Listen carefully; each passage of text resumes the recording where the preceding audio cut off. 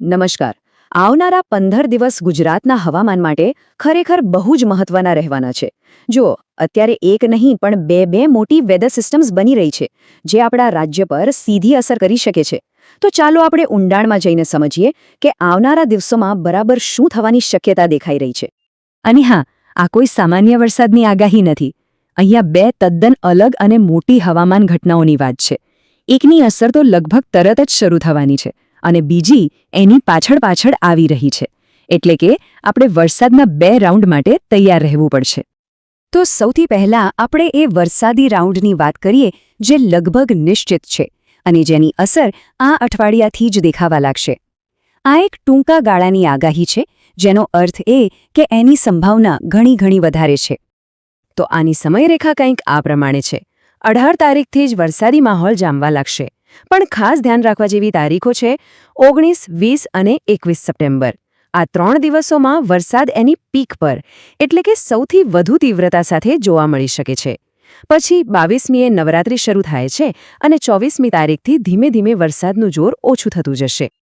તો સવાલ એ છે કે આ વરસાદ સૌથી વધારે ક્યાં પડશે? મુખ્ય અસર દક્ષિણ ગુજરાત, મધ્ય ગુજરાત અને પૂર્વ સૌરાષ્ટ્રના વિસ્તારોમાં જોવા મળશે. અહીંયા 19થી 21 સપ્ટેમ્બર દરમિયાન મધ્યમથી લઈને ભારે વરસાદી ઝાપટા પડવાની પૂરી શક્યતા છે. એમ કહી શકાય કે આ 3 દિવસ એકદમ પ્રોપર ચોમાસા જેવો અનુભવ કરાવશે. અને હવે એ મોટો સવાલ જેના પર સૌની નજર છે, શું નવરાત્રિમાં વરસાદ વિઘ્ન બનશે? ખેલૈયાઓ માટે આ સૌથી અગત્યનો પ્રશ્ન છે. ચાલો જોઈએ કે હવામાનના મોડલ્સ તહેવારની શરૂઆત માટે શું સંકેત આપી રહ્યા છે.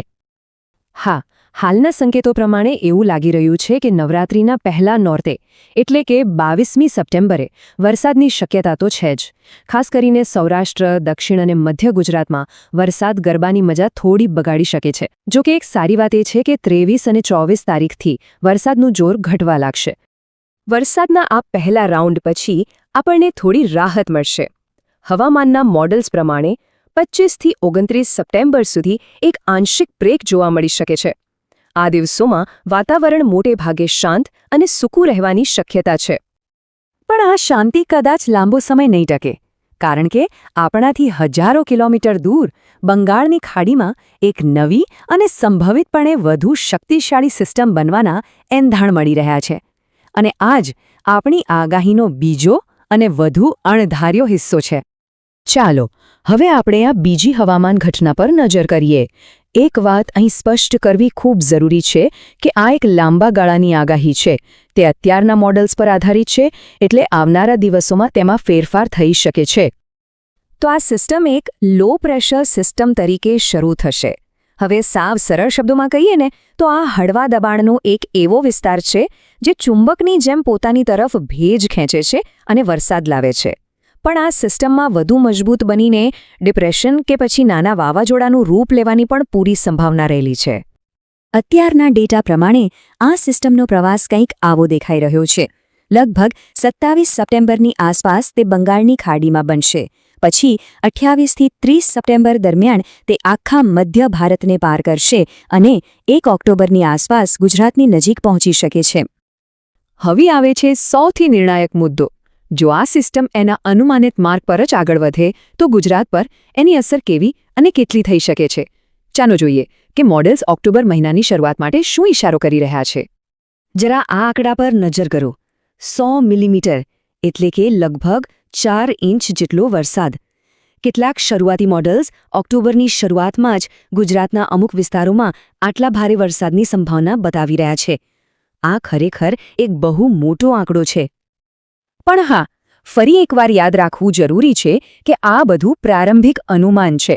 આગાહી લાંબા ગાળાની હોવાથી તેમાં ફેરફાર થવાની પૂરી શક્યતા છે. તેમ છતાં અત્યારના જે સંકેતો છે તે ચોક્કસપણે ઓક્ટોબરની શરૂઆતમાં એક મોટી વરસાદી ઘટના તરફ ઇશારો કરી રહ્યા છે. સારું, તો ચાલો આ આખા વિશ્લેષણને એકદમ ટૂંકમાં સમજી લઈએ. આવનારા 15 દિવસની આ 2 મોટી હવામાન ઘટનાઓનો સારાંશ અહીં આપેલો છે, જેથી મુખ્ય તારીખો અને અગત્યની વાતો એકદમ સ્પષ્ટ રીતે યાદ રહી જાય. જુઓ, આ ટેબલ બંને ઘટનાઓની સરખામણી એકદમ સરળ બનાવી દે છે. પહેલો રાઉન્ડ, જે 18થી 24 સપ્ટેમ્બર સુધીનો છે, તેની નિશ્ચિતતા ઘણી વધારે છે. જ્યારે બીજી સિસ્ટમ જે 1 ઓક્ટોબરથી અસર કરી શકે છે. તેની તીવ્રતા કદાચ વધુ હોઈ શકે છે, પણ હાલ તે માત્ર એક પ્રારંભિક અનુમાન છે. તો આ આખી વાતમાંથી 4 મુખ્ય મુદ્દા ખાસ ધ્યાનમાં રાખવા જેવા છે. પહેલું, આ અઠવાડિયે સારા વરસાદ માટે તૈયાર રહેવાનું છે. બીજું, નવરાત્રિના પહેલા નોરતે વરસાદ આવી શકે છે. ત્રીજું, એના પછી થોડા દિવસોની રાહત પણ મળશે. અને ચોથું અને સૌથી અગત્યનું, ઓક્ટોબરની શરૂઆતમાં એક નવી અને શક્તિશાળી સિસ્ટમ પર સતત નજર રાખવી પડશે. અને અંતે આ એક સવાલ જે આપણને સૌને વિચારતા કરી જાય છે. વર્તમાન સંકેતો તો એક મોટી ઘટના તરફ ઇશારો કરી રહ્યા છે, પણ શું ખરેખર ગુજરાતમાં ઓક્ટોબરની શરૂઆત જળબંબાકાર સાથે થશે? આનો જવાબ તો આવનારા દિવસોમાં જ મળશે, અને એના માટે હવામાન પર સતત નજર રાખવી ખૂબ જ જરૂરી બનશે.